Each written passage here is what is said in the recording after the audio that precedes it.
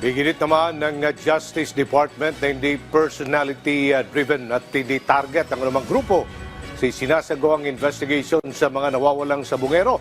Ayon kay Justice Undersecretary Raul Vasquez, ang ginahabol ng mga otoridad ay ebidensya.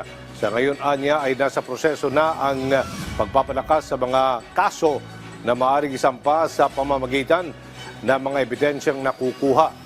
Una na iginit ni Pangulong Ferdinand R. Marcos Jr. ang bala 5 investigasyon sa kaso para mapanagot habang nasa likod nito at mabigyan ng hustisya ang mga biktima.